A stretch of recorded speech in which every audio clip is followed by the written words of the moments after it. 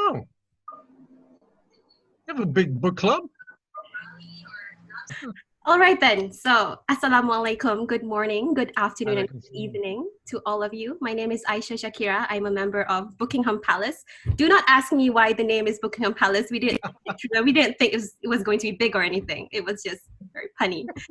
So, thank you for joining us today. I'm looking at the participant list and I see attendees from the United States, from the UK, from Australia, and I see a lot from the Asia Pacific region, primarily from my home country, Malaysia. So I'm joining from Malaysia.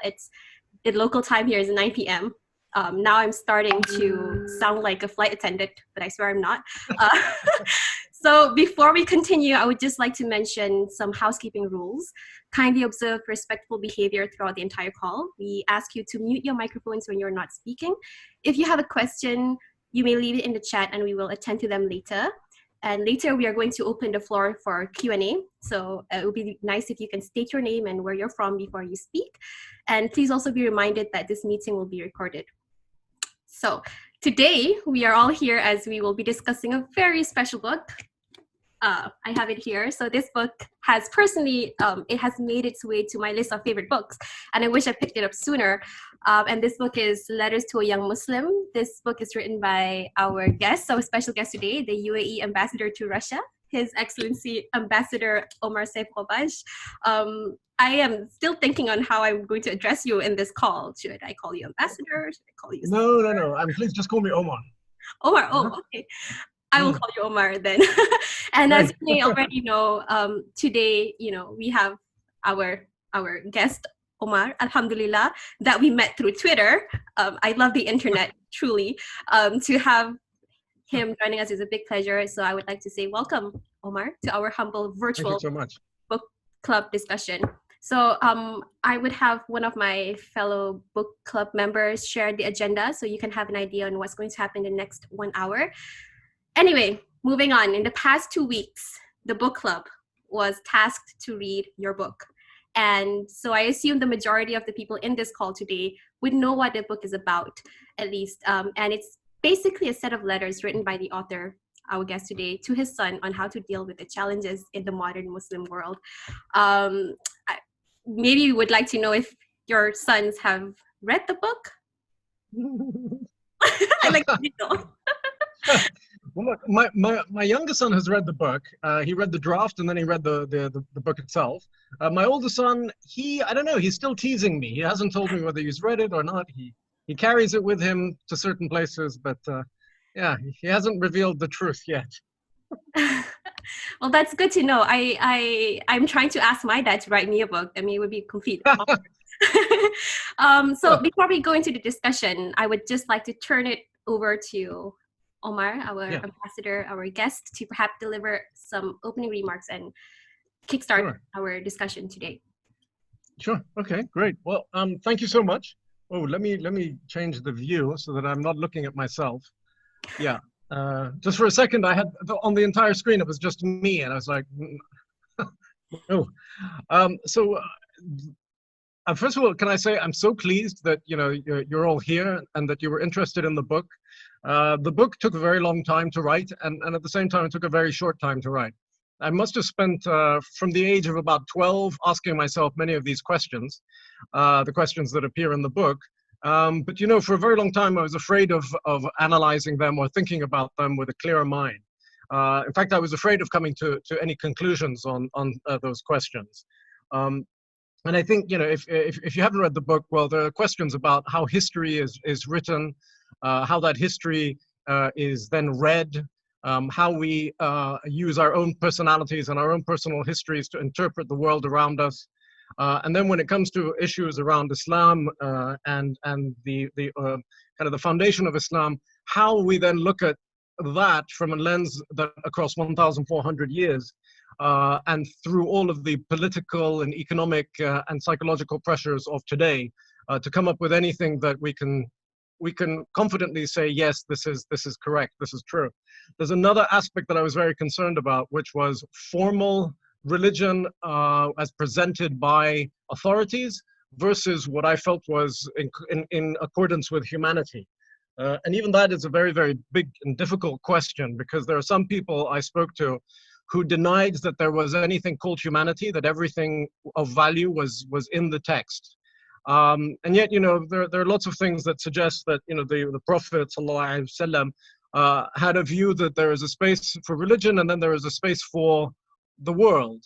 And that there is a connection between the two, but they don't overlap 100%. So these, again, lots of difficult questions, and questions I didn't want to answer for myself, and let alone for anybody else. But I was then, by that time, I was 43 years old, and I was still in Russia. I left Russia 2 years ago, so I'm now based in Abu Dhabi, and I'm involved with culture and public diplomacy. So. But at 43, I asked myself, whether I really didn't want to answer these questions anymore. And 43 also coincided with the age at which my father died. And I realized how young I felt and how young he must have been on his last day. Growing up, I'd always looked at him as an ancient man. And yet I realized at 43, he was just starting his life. He was just beginning. And unfortunately, it ended in violence. And so I went to my boss, the Crown Prince of Abu Dhabi, and I asked him, because I was a diplomat, you can't just go and publish things that you want. You really have to be in line with government guidance and coordination. And you need to, in the case of the Brits, if you want to write a book, you have to actually leave your post. You leave the foreign ministry, and then you're free to write. So I asked my boss for permission, and he said, yes, go for it. So I did. I went and I wrote it. And it took me 2 years to put a text together. And then when I found a publisher, the publisher said, it's a great, great book, fantastic. Now you have to rewrite it completely. And I was like, that's no, what are you doing? And so it was great because they gave me a timetable. They said, in 2 months, you have to rewrite it. And so I did, and it was an intense 2 months, but it was a lot of fun as well. They helped me clarify. They clarify very, very clearly in simple terms what my position was and how I felt. Now, very importantly, I try not to impose a view on anybody in the book.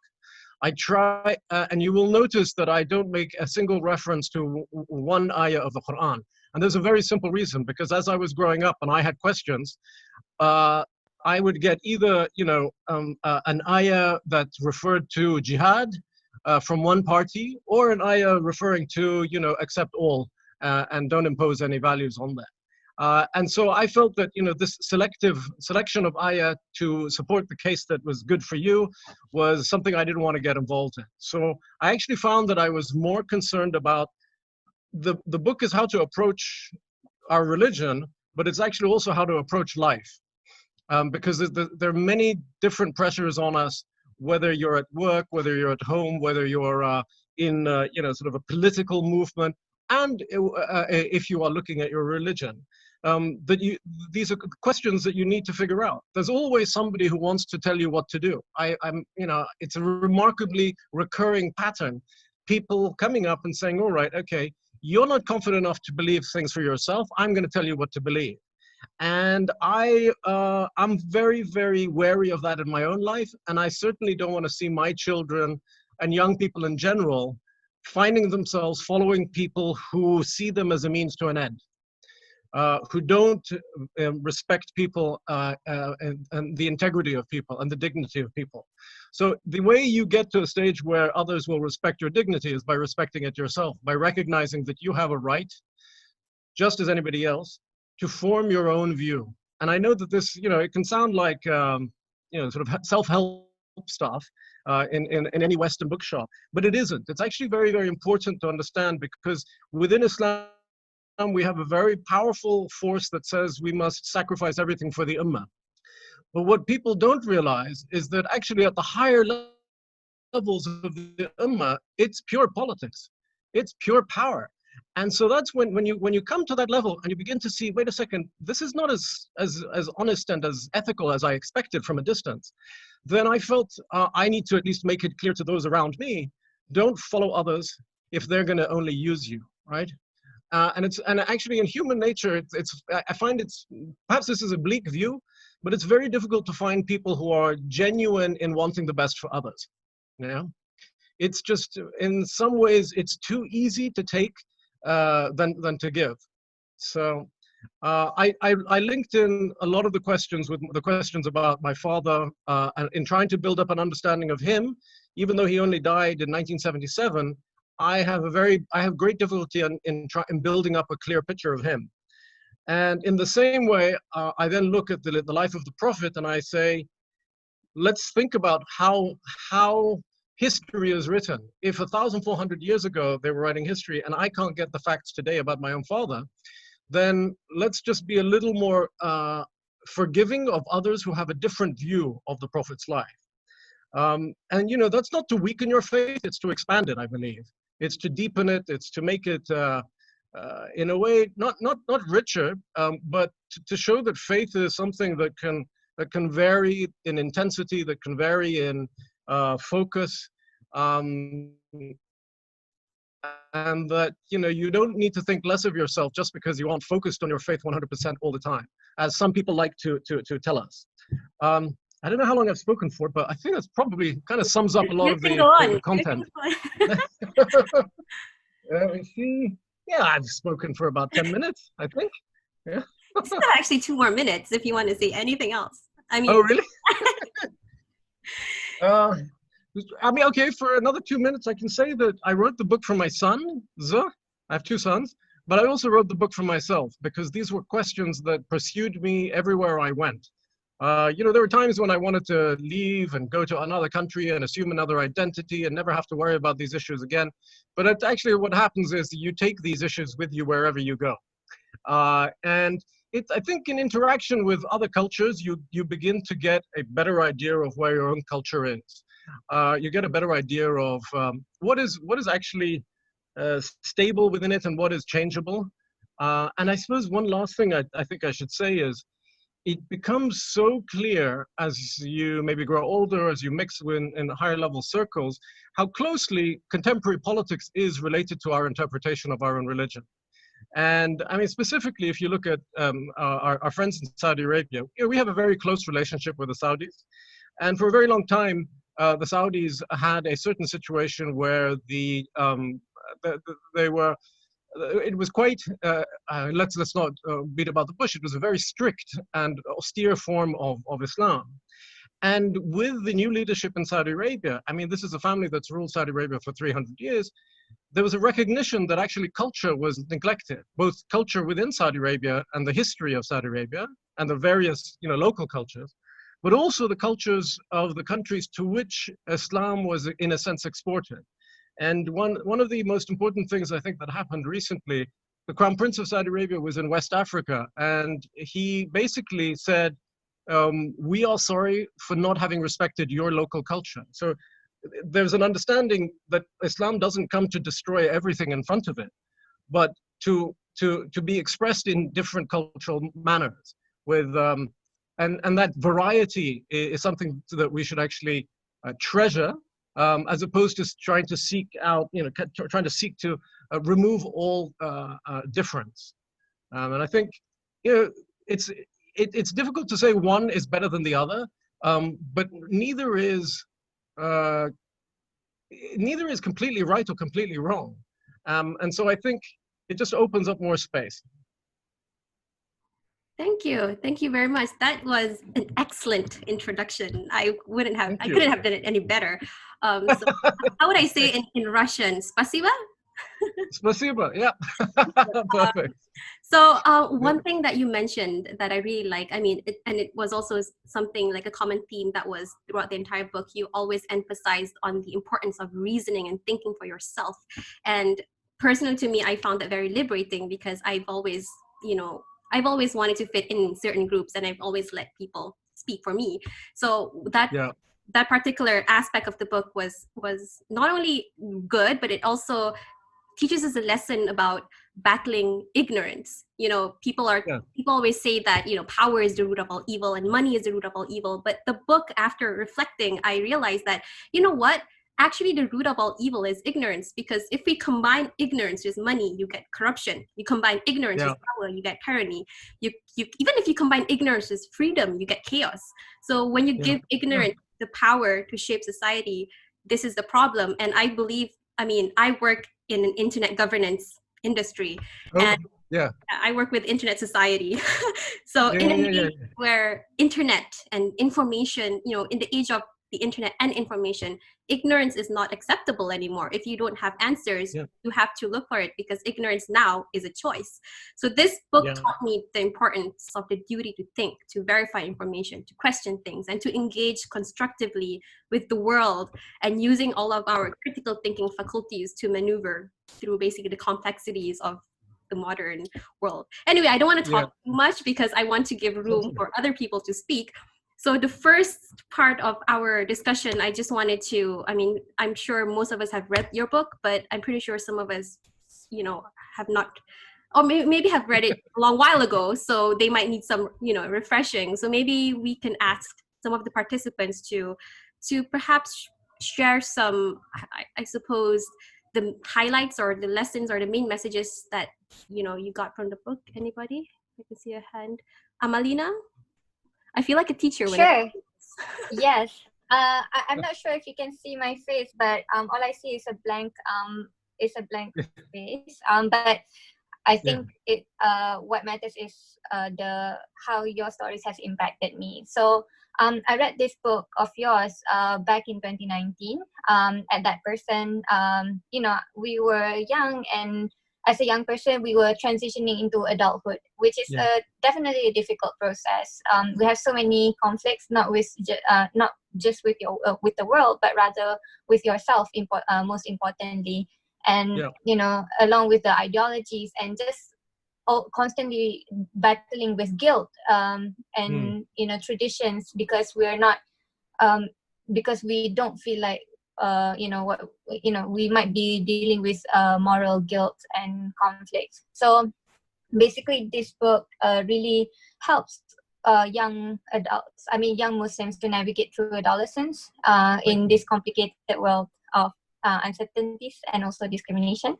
And I think it's very important that you address the issues that many of us really ask. And I think even you mentioned just now, you have these questions yourself when you were growing up, and there's not a lot of people who actually address this, so I'm very grateful for that.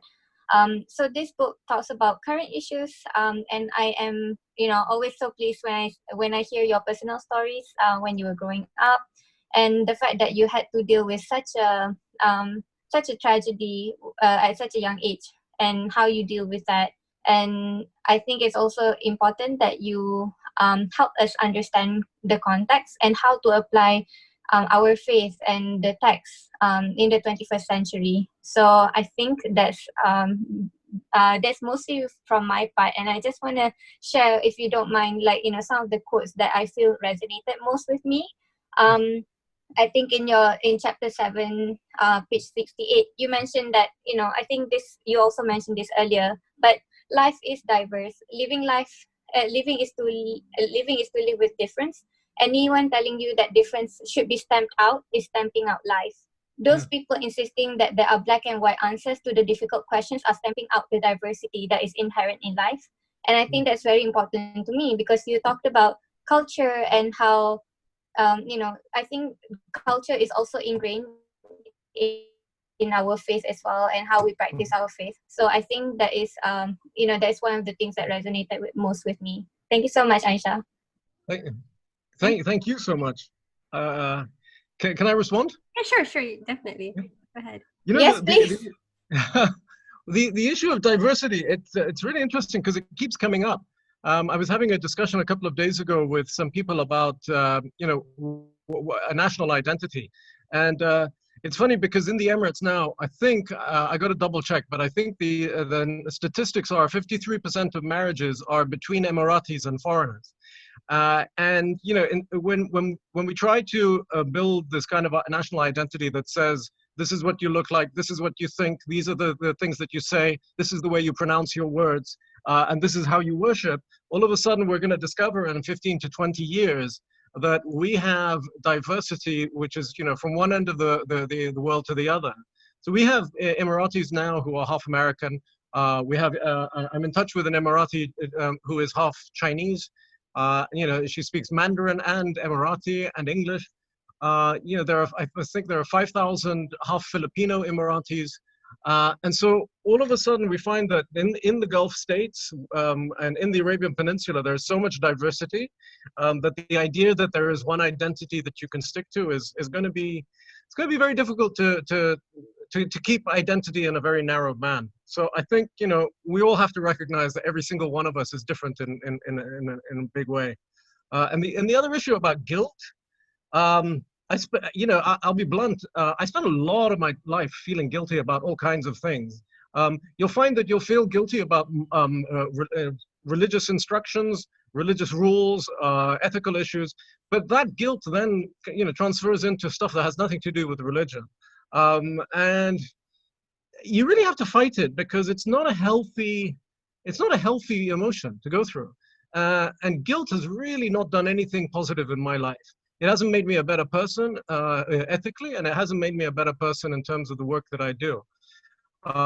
You know, investigate the source of your guilt, investigate whether it really makes sense in the wider scheme of things, and just think about whether there's any way in which you can remove it from your life and think about just living without guilt. It doesn't mean that you're a bad person if you don't feel guilty. Thank you. Thank you. One basically one theme that Amalina has started just now is basically talking about the differences in culture and diversity. So we have one member in our book club who is married to someone from a different, like a completely different culture, and you know, I think it would be nice to hear from her because she also read the book, and maybe we did have a discussion before, and basically how the book ties in with like her experiences. So maybe Kamalina Hasni, if you want to mention something. Hello, assalamualaikum everyone. Hi. Hi Omar, very nice to meet you. Thank you so much for joining us today. Thank you. Yes, so I wanted to talk about one chapter in particular that I resonated with. I mean, I resonate with a lot of the chapters that you wrote, but one that I would like to highlight today is the one called What is True Islam? And I really like, this is on page 76 if anyone's reading this edition. I really like that you wrote that we should consider the idea that Islam's truth expresses itself differently in different cultures, in different geographies, and in different times. And I think that this idea should be talked about more, especially in Muslim majority countries. I can speak, I think, so I'm Malaysian and I'm living in the UK now, and my husband is British Pakistani. So I think I can speak on behalf of, I guess, the Muslim majority country being Malaysia. I do think that this kind of concept should be talked about more in Muslim majority countries, because I feel like these countries, sometimes they take the more black and white approach to Islam, and they're not very open to consider differences in how Muslims may choose to express themselves differently. For example, they're sometimes very quick to judge, and they put labels on you, they tell you what's right and what's wrong. So I guess, and this kind of relates to something else that you talked about later in your book about responsibility of a Muslim to kind of show the world what kind of Islam do you want represented. So I guess it would be up to us as Muslims to, I guess, share about this concept that you brought up, where Islam should be seen as a set of values and principles. So I can see that comparing, like, so I'm Malaysian and my husband is Pakistani. There are like cultural differences in some of the ways that we practice Islam. They're not very big differences, but there's still differences there. And I do agree with the idea that it's all about the values and the principles in the end, because although there are certain differences, the core thing that we believe in is still there. So I'm experiencing, I guess, the expression of Islam through different cultures by living overseas, as well as being married to someone from a different culture. So I really appreciate this chapter that you wrote. Great, well, thank you very much. I was a bit worried about writing that chapter, actually, because, you know, the idea that very often people will also introduce me as, you know, presenting true Islam, and I'm like, I don't claim anything of the sort, and I actually think that it's probably best if we don't imagine that there is something called true Islam that is accessible. That, you know, we are living beings. We have texts, we have the Quran, we have the Hadith, we have a history, and we have our own lives. It's, we don't live in an ideal universe. We live in the universe in which we live. And so to say that there is one truth is very difficult for me. I mean, if I remember at the time when I was writing that chapter, I remembered going to, a museum and looking at a painting. Everybody looks at the same painting differently. In fact, there is a painting right in front of my bed here in Dubai, and it's been there for 10 years. And every morning I look at it and I notice something new, and I omit other things. And so it's a continually changing, beautiful landscape. And it's a very, very simple painting, but because every day it means something new to me, and it reveals new dimensions to me, I imagine that we're all in the same position regarding the truth. The truth has, I mean, it's got many colors, many dimensions, many levels, and the idea that somebody who's met 3 people in his village can come and hit me over the head to tell me that I'm not being a true Muslim, it's kind of ridiculous, yeah. So to think of small examples like a painting, like a scene, and just to show how people perceive the world differently, suggests that we cannot necessarily access the same truth in the same way every time. But judging and labeling, that's such a human thing to do as well. It's for a lot of people, it's so much fun. It gives them meaning, it gives them purpose. Yeah, I've always pushed back and said, look, judge yourself. And the idea of not throwing stones, when you yourself haven't got a perfect record, that's always useful. But yeah, I think in general, beware of those who judge, whether it's in terms of religion or in the office, because they're generally up to no good. Thank you. I really liked how you talked about, truth. We always say that there's only one truth, but what if my truth is different from your truth? Because our truth will be basically the outcome or results from what we read and what we consume. Yeah. And Yeah. I wouldn't say this is a criticism, but this might also be a comment to your book. Wow, Yeah, sure. I'm putting myself up. You can criticize. But, No, you can criticize as well. No, but basically, when I was reading your book, I noticed that, like you mentioned, you talked a lot about taboo topics. You talked about homosexuality, whether the hijab is necessary, whether you talked about women's rights, like all of these sensitive topics, but they are needed because these are sometimes things that we want to run away from and not talk about. And I noticed that you never really stated your stand. Like, what do you actually, you started it, but you never really gave an answer. And I'm like, what is this person trying to tell us? Like, what is it? Like, what is his stand? So in the beginning, I was like, would this be misleading for those who, who might not have been educated enough? But at the same time, later, after pondering and reflecting, I kind of thought, the writer talks about reasoning and the duty to think and looking for answers. And now I'm just like, why can't I do that? So along the way, I just decided that, maybe this is my job to take responsibility to find my own answers, because the author does not owe me any answers. You're absolutely right. And I wanted to be very careful not to impose a view. And I will sit with guys whose beard is down to here, is like 3 meters long, and I will respect their views, and I will listen to them, and they'll listen to me, and I insist on finding some common ground, even if the only common ground is humor. And that's happened. It's only been humor and a good joke, and then we have to separate. It's not for me to decide for you, and I thought if I were to give my views directly, it would be kind of disrespectful of the message that I was trying to send, which was, really think for yourselves. You can come to conclusions, and you can change your mind as well. I mean, things will evolve. But it's just not for me. There are so many other people talking about religion who are telling you what to think, and trying to impose a view. Yeah, it's true. I mean, when it comes to the veil, I'm not particularly enthusiastic about it, but then again, it is a choice. I don't read the Quran in that way. I don't read the texts in the way that says that the veil is essential. But I fully respect all of the women here who are wearing a veil. There's absolutely no issue there. There are arguments both ways. And we need to recognize that there are, or at least I think we need to recognize that there are arguments both ways.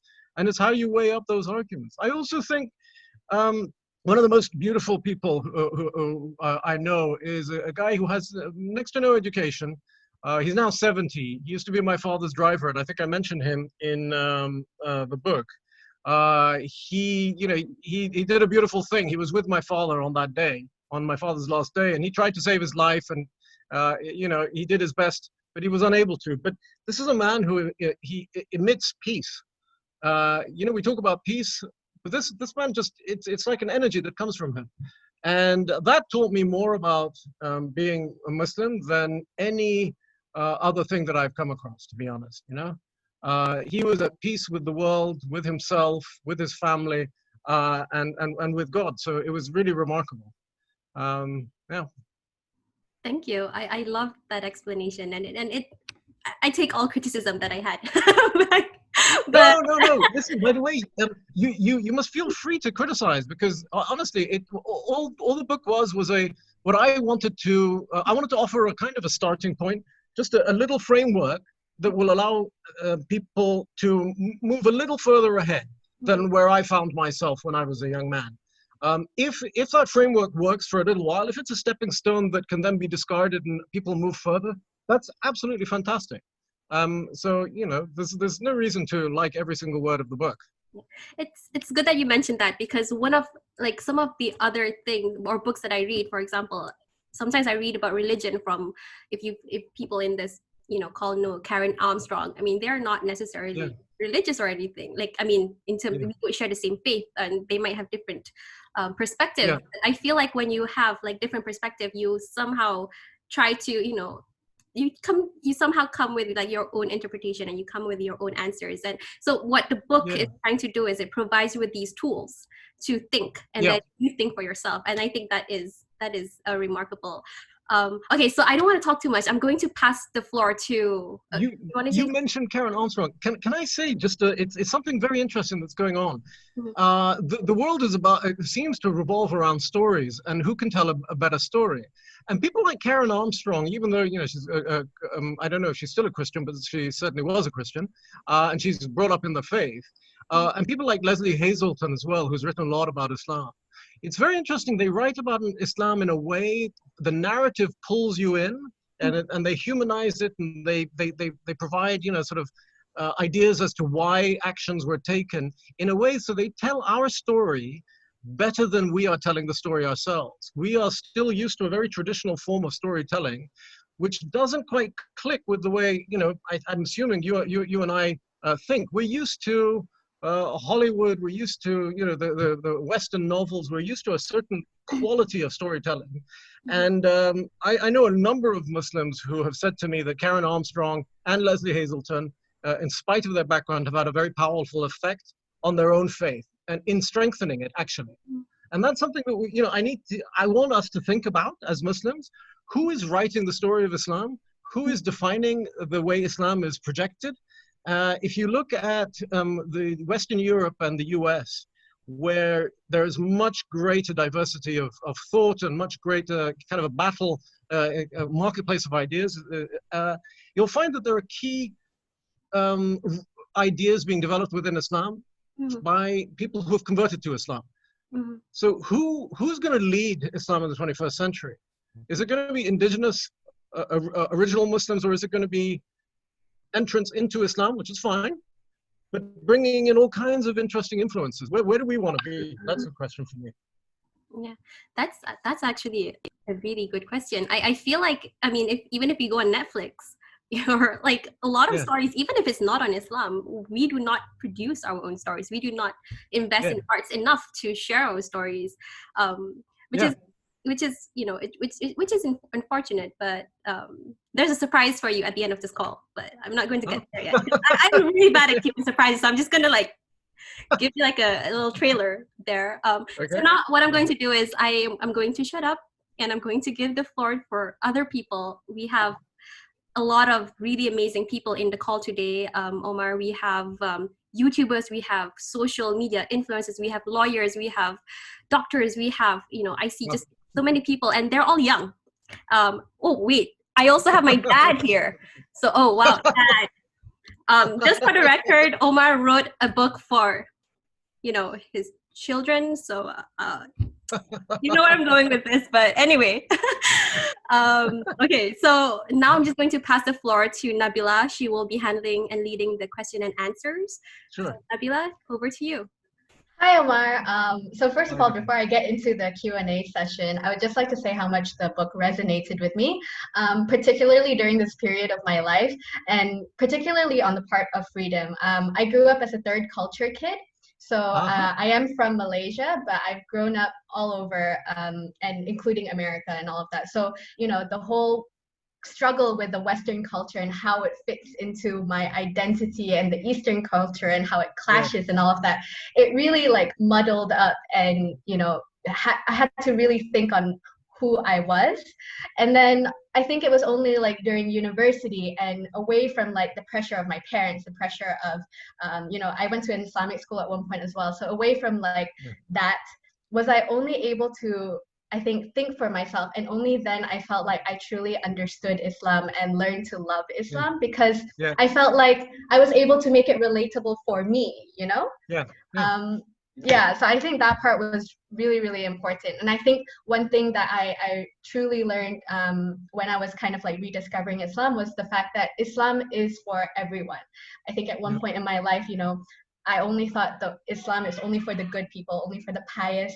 And then, you know, there are people who think that Islam is only for, you know, a specific people of culture or a specific, you know, whatever. But it's not the case. And I think that that whole topic on freedom and thinking for yourself, and I think there was one part where you said it is as individuals that we have value, it is as individuals that we contribute and build, it is as individuals that we take responsibility and create new worlds. And I think that part was like, that part I had to like sit back for a second and really think about that quote. Thank you.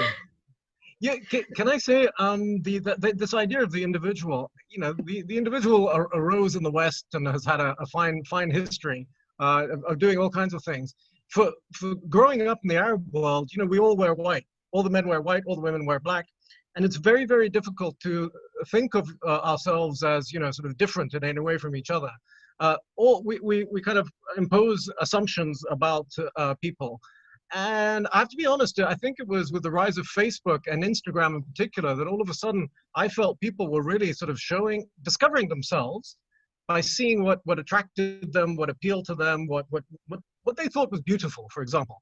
And I thought at some stage this has got to, it's going to have an effect. It's going to have an effect on our own identity, by which I mean it has to expand the sense of identity. But it'll have an effect also because of the way in which we've been formed. It'll have an effect on mental health as well. And you can tell now that mental health is becoming a real topic of interest in the Arab world when it used to be taboo. I mean, go back 5 years ago, you couldn't talk about mental health at all. Today, it's almost daily. Even the government is talking about mental health. And now once you start talking about mental health, it's both a communal issue and also an individual issue. You have to recognize the individual if you're going to tackle mental health. That's all I wanted to say. Yeah, that's really great. So I actually had a few people asking the same question, so I'm just going to ask that question on their behalf. Sure. They said that this is rather a hypothetical question, but as a female Muslim, we're faced with so many different challenges and difficulties living in this 21st century, which can be a different experience, I mean, compared to like men. So we were wondering, if you had a daughter, would you have had any additional or significant topics or advice that you would have added in? Well, since I wrote the book, I now have 2 daughters. Okay. I have 2 baby girls. They're twins, and they are just over 2 years old. And I look at them every day and I think, how will I protect them from the things I know are coming? And how will I make sure that they live with self-respect and decency? And, you know, I'm sure it's going to be tough. But I will lean more towards pushing them to think for themselves within, you know, hopefully the cultural framework that I offer them with my wife. But you know, ultimately, people have to make up their own minds. And I think when you have children, you realize that although you think you own your child, you don't. That child is not yours. The only thing that you can do is, because out of love, you try to guide as well as possible. And you'll find that they have to make their own mistakes. I think, yeah, I would be very, very careful about making sure they have, self-respect and dignity. And we're also lucky in the Emirates because women in the Emirates have a much bigger role to play than women, I think, in many other countries, including in Western Europe. There are so many women who are in positions of power and responsibility here that it's quite astonishing. I think a third of our cabinet is female,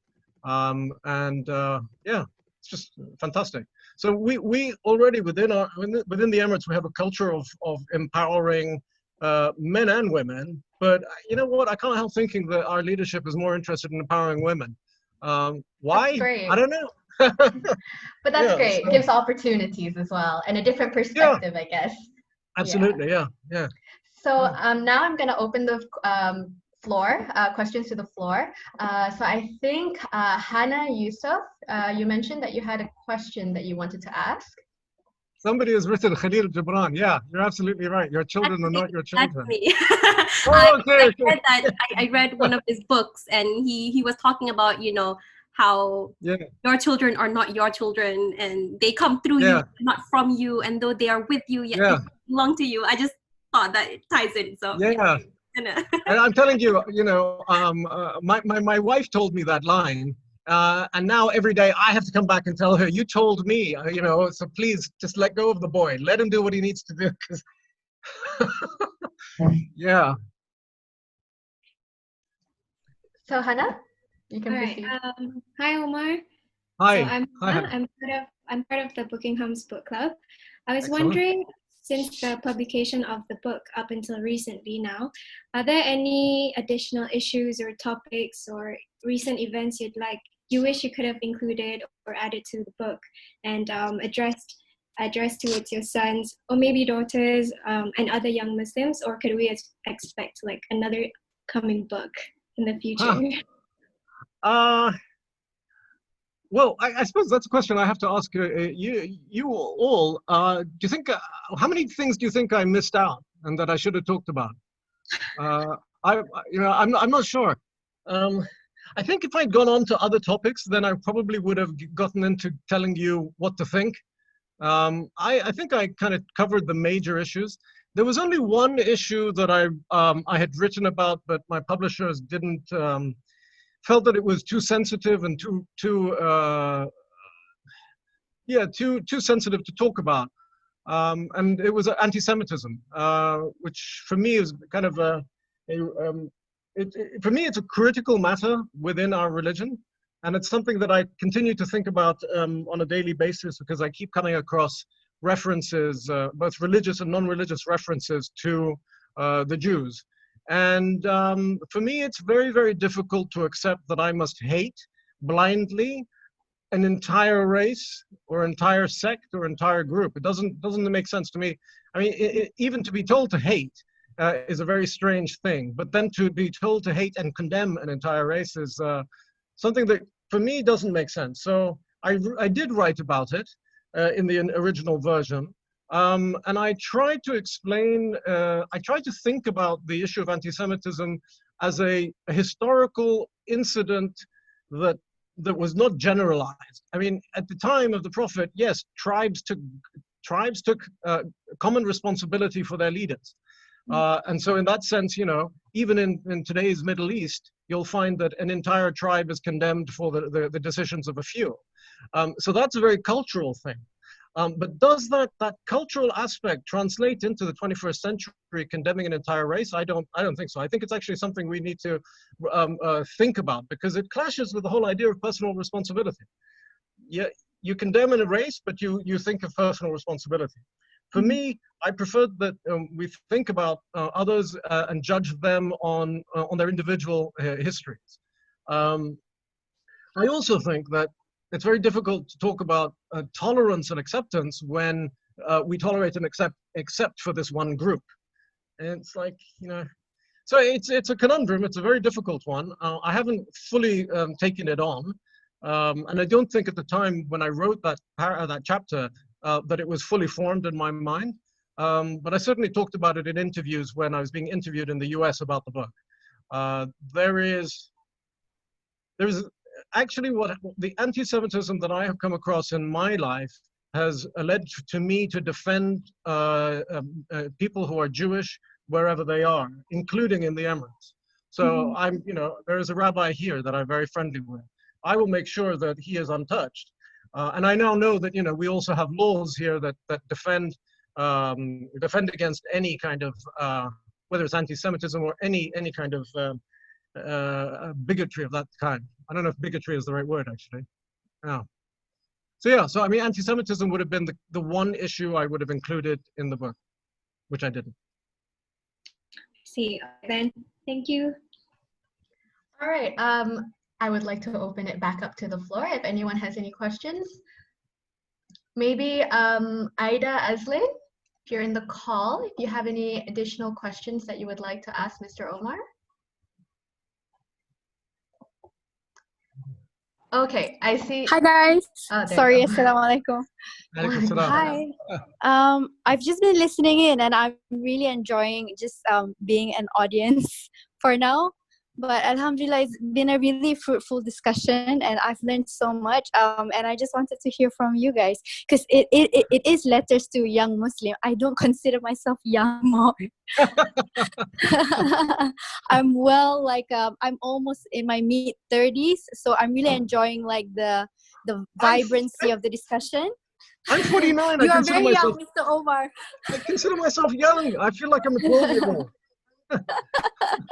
Yeah, but thank you so much for doing this. I'm really enjoying it. So over to you guys. I just wanted to add a little bit from Aida. Aida is a very respectful figure in the youth community, and also she has a project called Tuesday Love Letters where she will email people, and this has been going on for I think the past 1 year or so. 1 year. It's been 7 years. 7 years. Yeah. Would you like to share a little bit about that, Aida, perhaps? Oh no. Sure. So I started writing a newsletter, and it was just a side hustle thing that I thought, like, why not just, since I love to blab, why don't I just share my thoughts onto a community? And at first I only had less than 100 people subscribe to that newsletter. But I've always wrote it for myself because I don't feel like my ideas or my thoughts should be imposed onto anyone. And I feel like because I wrote for myself, it just resonated with like the other youths in the community, and I felt that's how it grew. And I feel that a lot in your writing as well, because I feel like I love how you don't impose anything to your readers. And like how Aisha said that you encourage us to use our intellect to think. And that's something that sadly the community where we grew up, because I'm from Singapore, a lot of it has been kind of like, okay, brainwash might be a hard term to use. But yeah, we don't have any room to kind of think for ourselves and fall and make mistakes. It's something that in our Asian culture is frowned upon, but I think it's changing, alhamdulillah. So so I just write these newsletters. I just put my thoughts out there, and it's been 7 years, alhamdulillah. Alhamdulillah, that's amazing. And I think now she has like hundreds of thousands of people following her amazing newsletter. I liked how the two of you have in common is that both of you use the word letters. So you're giving letters to people. I love this. In the age of people give email, like you'll give letters. So that's very nice. I think letters have this like intimacy, like an idea of it being personal and intimate, and not so much like an essay or an email, which is kind of like cold, and letters seems very warm. Yeah, you're right. Yeah. Thank you. Wonderful. Thank you. Over to you, Nabs. I think I also saw Elisa, one of our members, wanted to ask a question. She raised her hand just now. Yeah, hello. Assalamualaikum, Hi. Ms. Omar. My name is Elisa. I'm currently in Kuala Lumpur, Malaysia. I do have a question regarding if you have any experience, or maybe you listen to the stories of your colleague in the terms of raising young Muslims in a non-Muslim country, because I remember coming across a statement from one of the person that I don't really know of, but I know his presence in Twitter. He's saying something in the lines of, there are great challenges in raising young Muslims in a non-Muslim country, in non-Muslim countries, because of the clash of identities. So most of them just live the Islam only by the name, but not in the culture of what they are doing. So do you have any experience? And if so, can you share what are the other challenges, or maybe the solution that in that kind of situation? Yeah, I recognize that it is difficult, and I think immediately what came to mind was how a number of countries with a lot of money are politicizing Islam in outside of the Muslim world. And there are very, very clear indications of which countries control which mosques and community centers in the UK and France and Germany and in Western Europe in general. And once you understand that there is that the institutions of Islam abroad are highly politicized, my instinct would be to keep my children away from that, because it's such overt manipulation of our children that I find it unacceptable. Even if it's in the name of Islam, I cannot accept that my children will be manipulated for other people's, benefits or fantasies. It's also true that it's very, very difficult to fight culture. If you're living in a society that is, whether it's dysfunctional or breaking down, it's consumerist, it's actually very difficult to keep your children in an environment that is not touched by that. And we find it even here in Dubai and in the Emirates, where consumerism is a very, very powerful force. And people are discussing this at the highest and the lowest levels. What happens to our children? And it isn't just local decisions. I mean, it is also a function of global capitalism. Markets are opening up. And how does the Islamic perception of the world relate to, global forces? It's difficult. So for me, the only thing I can really say is that by your personal example, you can teach your children much more than they can learn from a specific institution or a specific school. They'll learn through your love more than anything. All right, thank you for your insight. It was an attempt. I hope that helped a little. It's just, yeah, I love to hear your insight. I mean, it is slightly different from what I have in mind, so I really appreciate it. All right, okay. So I noticed that most of the people who have asked questions were all women. So I would like to give the chance for any of the men in this call to ask questions. Going once. As they say, man up. Exactly.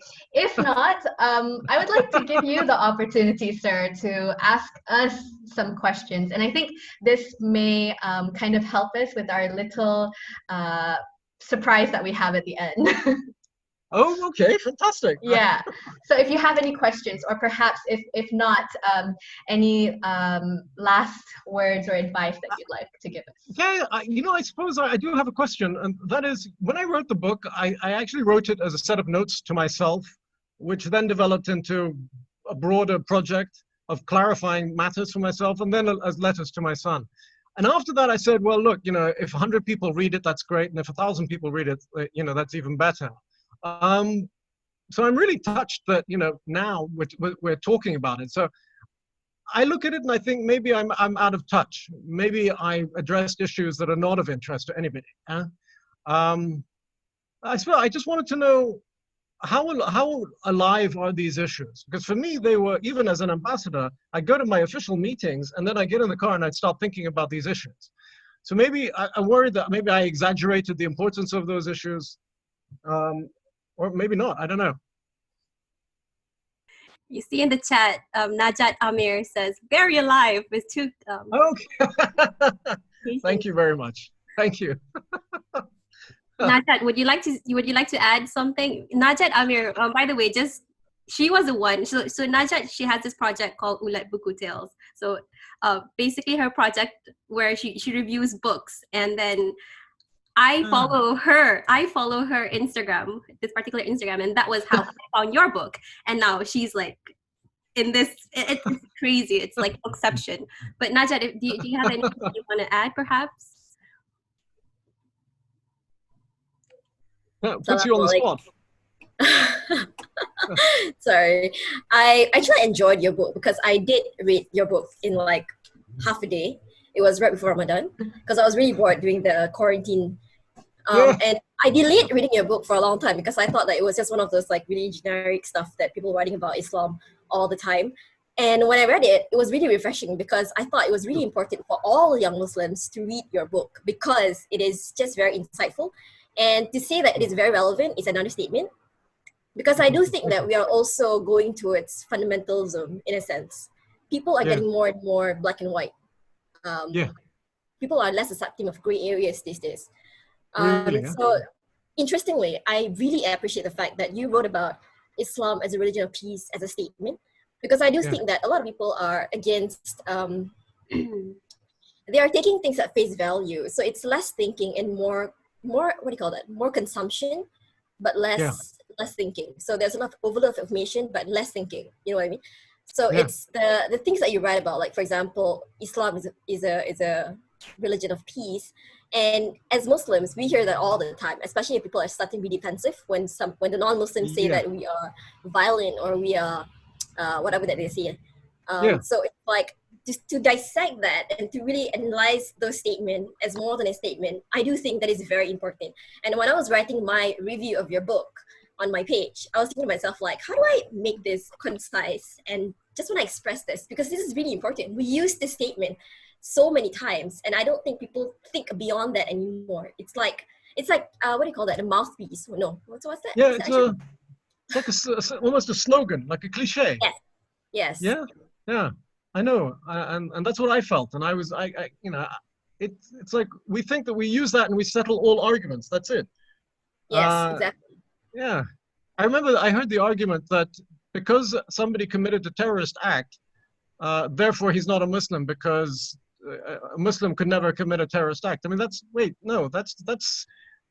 having your cake and eating it too. That's you know, defining yourself out of the problem. Yeah. In a way, also, when you think about the Western European states that said we don't want to take back our ISIS fighters, they're not ours anymore. I would say to my Western friends in government, please take your people back. You think that they are not yours, but they grew up in your country. Their thoughts came out of your communities, and you need to take responsibility. You can't just like dump them on our part of the world. We already have enough problems. So, and I really appreciate that a lot because a lot of things are very controversial in a sense because it is literally taking them and taking responsibility fully for being Muslim, for sharing the qualities, for sharing the principles of being Muslim.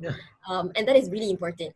The other thing that I was going to say was I recently joined Twitter after a very long time. And I realized that apart from ignorance, we also have this culture that is now called the woke culture, if you're familiar with that. So I think like now we are also battling ignorance, but also at the same time trying to battle the woke culture because it's a slippery slope towards ego. So it's really promoting your ego. I understand that you want us to be thinking, to always be questioning, to broaden our perspective and minds. But also I think there are people who really do believe that they are educated just by reading one or two books. And then they think that, okay, I have authority to speak about this thing. And then they start writing on Twitter. And Twitter has this thing where it really heightens your ego. It really makes you think that you are clever. And I really fear Twitter in that sense. So I really do think that your book promotes thinking, yes, but at the same time, like there has to be some limit and some boundary that people has to place for themselves when it comes to not crossing that. So what do you think about that? Yeah, you know what I was thinking, because it occurred to me today. I'm not sure if I'm going to respond to your point exactly, but you can think through a lot of complexities. At some stage, you've got to come to conclusions in order to move on with your life, in a way. Yeah. And I thought, maybe today I continue to tread the same paths because I know them and I want to see them again. But actually, there's a time when you need to move to, either new thoughts, new areas, or to action of different sorts. Again, you're not compelled. I don't think there's any reason why you've got to continue beating these subjects to death. Yeah. Yeah. Thank you. Yeah. Thank you so much for Thank that. you.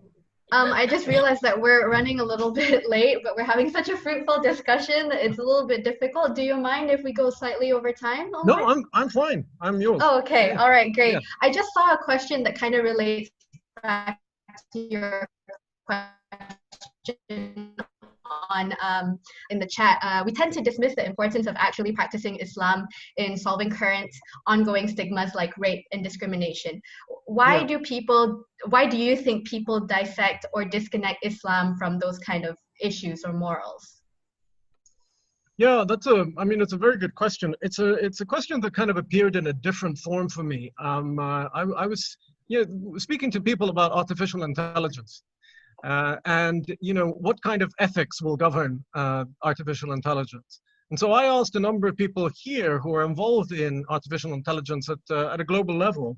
Well, what about Islamic ethics? How does that come into it? How does that interact?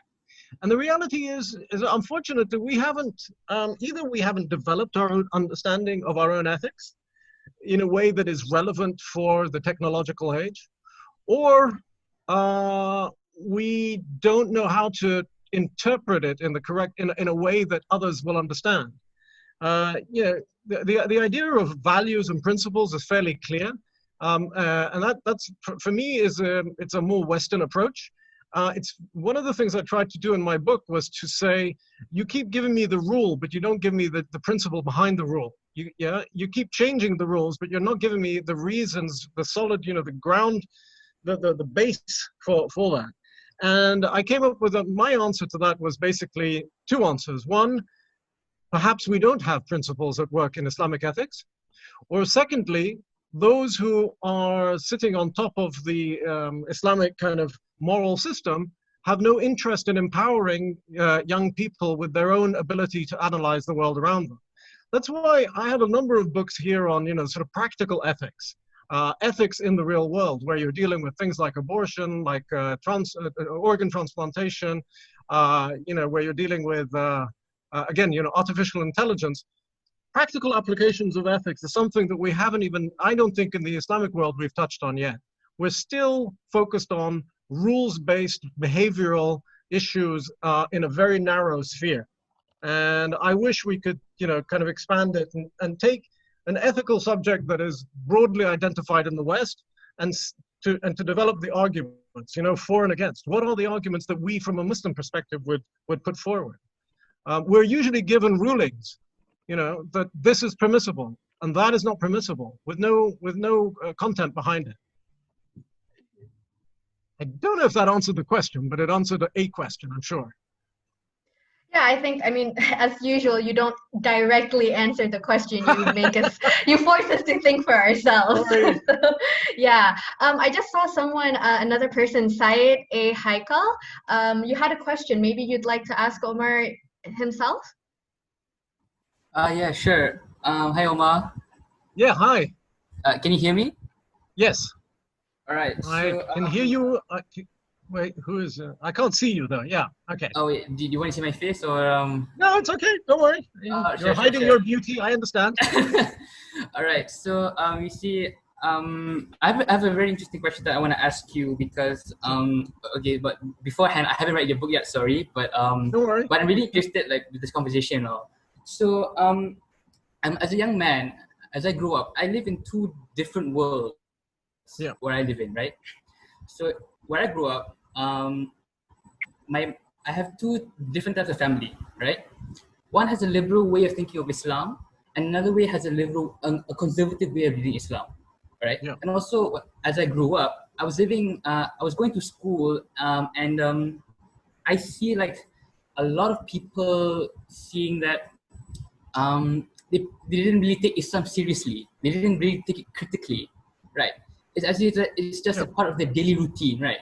So as a young man, and by the way, I'm 18. As a young man, what should I do to play my part as a Muslim boy to lead the ummah and make these young Muslim identity, to make these young people that Islam is their identity? You know, one of the reasons why I find people don't take much of an interest is because it's not presented in a way that has any relevance to the life that they're leading. It doesn't answer questions. You know, the very traditional way of dealing with problems is to say, go and pray more and you know, sort of recite these verses. But that doesn't help because, you know, you can pray more but still feel empty inside because you don't know how it fits into the overall framework. You don't understand the framework that has been presented because it's presented by somebody who doesn't look or sound like you, doesn't understand your issues, and is not interested in learning about your issues. And I think also, again, this is the situation relating to the individual and mental health, is that mental health in particular is completely ignored in its modern sense. Yeah. So much of mental health is being able to speak about issues in a way that is soothing and calming. When what happens when we come to, you know, so the clerics, it's almost as though it's been plugged. You know, I stopped that problem. That's it. Go away. Now let me get on with my own life. So if you can take what you know of Islam and relate it to people's lives around you, then you're going to have a much better chance of leading the ummah. Than if you just insist that people pay attention. People are people. If something doesn't make sense, then they're gonna have doubts. They're gonna think, what has this got to do with my life? That doesn't mean that, you know, I actually think it's very straightforward in the ways in which you can make Islam relevant to people's lives all around you. But you've got to do the thinking there, and you've got to look at the people around you and ask yourself why. What's missing? You know, in the way in which it's like a lock and a key, in the way in which Islam links in with their lives. It's got to be something that you can think through. I do want to know why you want to lead the ummah. Where are you going to take it? Oh, I mean, the reason why I'm saying that I want to lead the ummah because I'm really interested how, like, not saying to relive the Prophet's era, but I just want to try to guide people in a sense that Islam isn't just being an authority, how do I say this? Is spoon-fed. Yeah, that's what I'm saying. Because where I grew up, because I'm living in Malaysia, and you know, like, what I've been told that there's some things that you have to understand and, you know, don't question, right? Yeah. So like, I'm just really like in my vision of like in the future, I really want to try to lead people in the sense that people are critically thinking on Islam and seeing Islam as something that is very open to discussion. Yeah. Well, then that's completely in your hands. Then sounds great. Yeah, but like, you know, I'm still learning because like because hearing these conversations, I feel like there's a lot of things that I still don't know and I still haven't thought critically, and I'm amazed by how philosophical it has gotten in the part of the conversation. Yeah, well, you know, that's another thing that I've taken up quite seriously, the idea of philosophy, and I've said this a number of times in my public talks.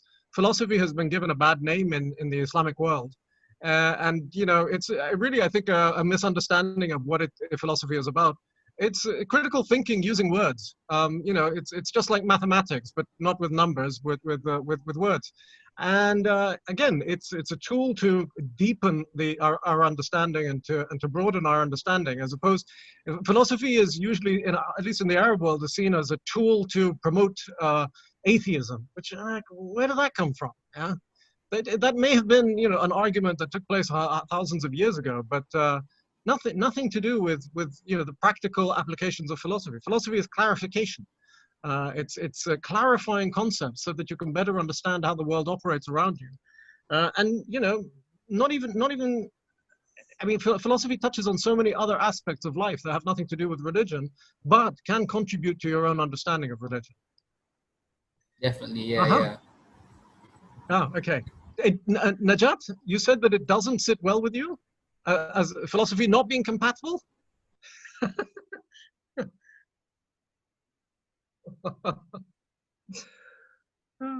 on mute. All right. I can't remember who said it, but there was one scholar who said that philosophy, young Muslims especially, shouldn't be learning philosophy without learning Islam proper, because without a good foundation in Islam, it's very easy to get sidetracked from if you learn philosophy or more into philosophy, because philosophy is something a bit more.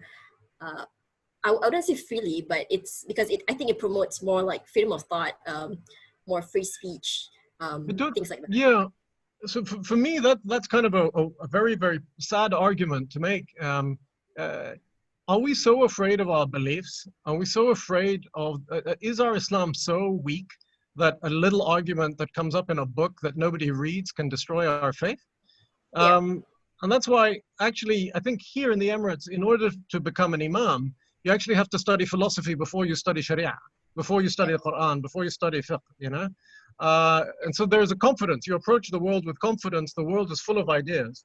And, you know, if your faith is so brittle that it will be pushed over by an argument, then there wasn't much, much to talk about in the first place. Yeah, I mean, forget philosophy. People are even afraid to just mingle with non-Muslims these days. So, I mean, it's the same thing, you know? So I find that really strange, but I'm half Chinese. I'm also biracial, so you know it's a little bit of a push and pull. So that's interesting for me, that if you are afraid to read philosophy or read a non-Muslim book, non-Islamic book. So it's like saying that how narrow do you want your mind to be to just believe everything has to be within the sphere of Islam? You have to. I feel that you have to always equip yourself with different thoughts, different knowledges, so that you are educated and informed to make different decisions. What do you call that? You can frame your mind better and see the rights and wrong, or make your own conclusions and things like that. So it's important for you to kind of absorb every single knowledge that you can find that is beneficial, of course. So don't be sure. afraid.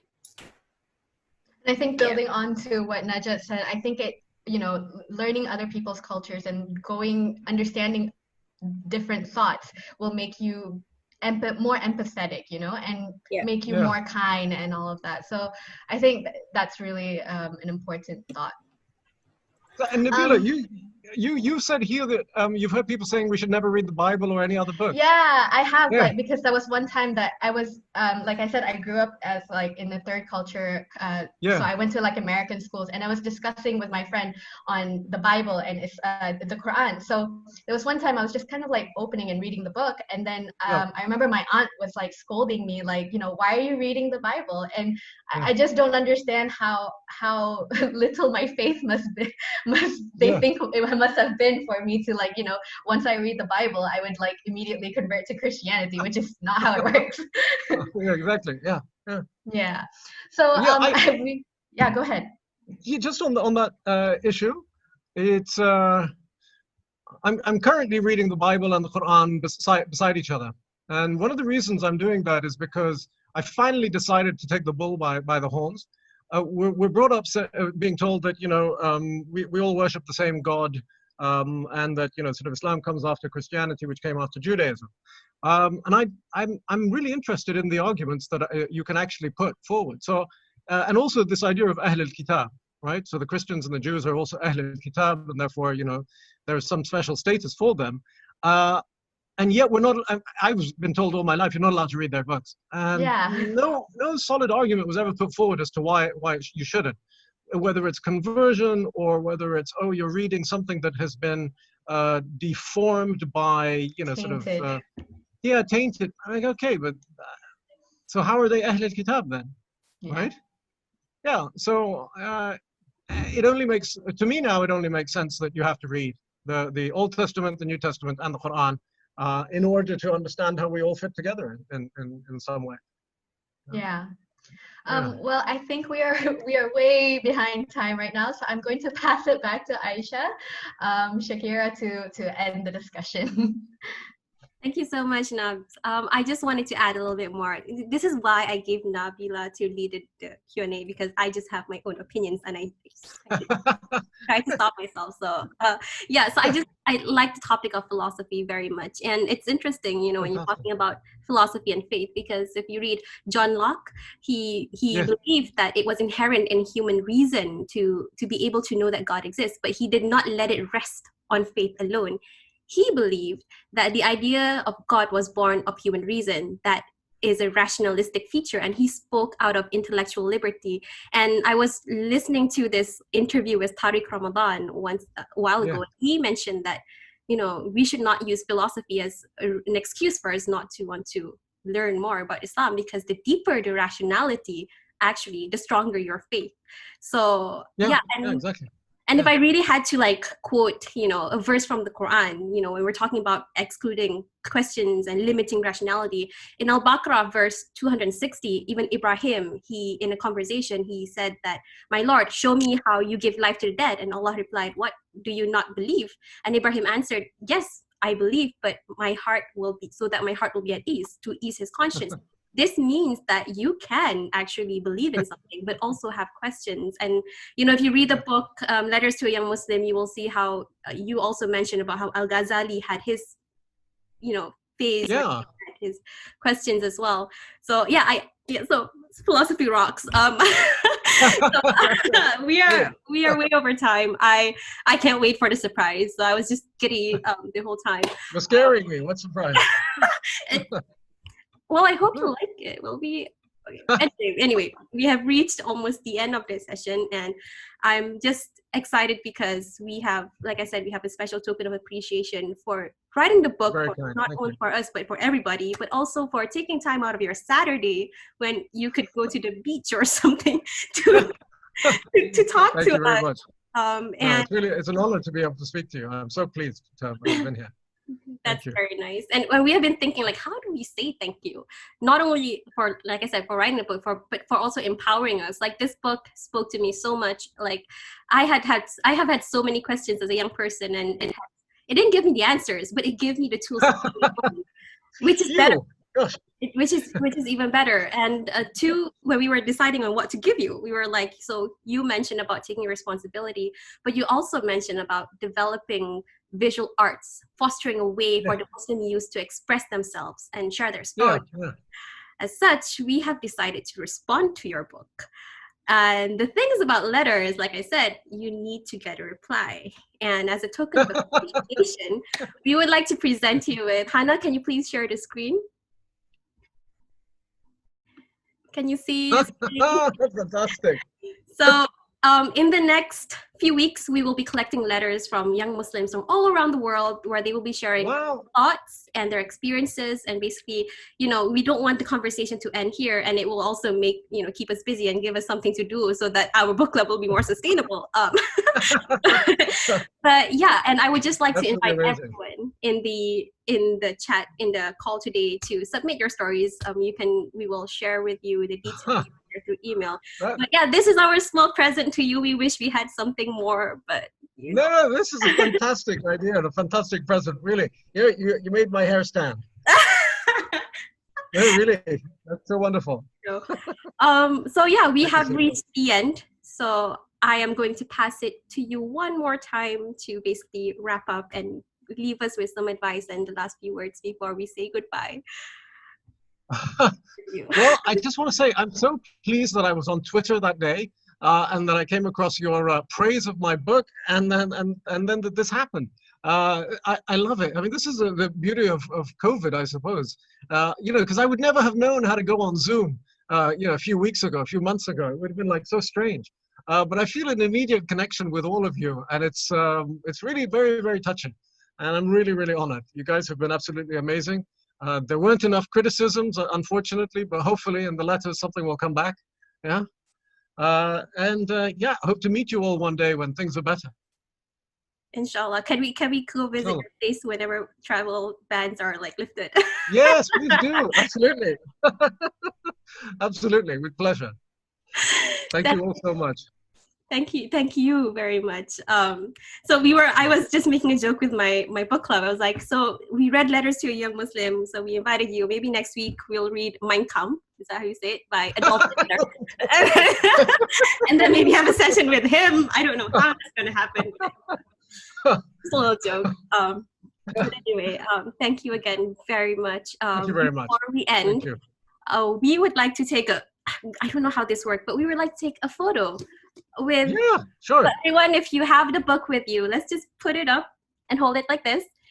And if you don't have that photo, yeah, we will. We will tweet it because that's how we got to know each other. Oh, brilliant, brilliant. Thank you so much. If you have the photo, if you have the book, let's just put it up and take a group photo with your book. And more people have come on all of a sudden, huh? All right, so let's just hold it up for a few seconds. And Hasia, you're in Venice, I see. Was it Venice? Yeah.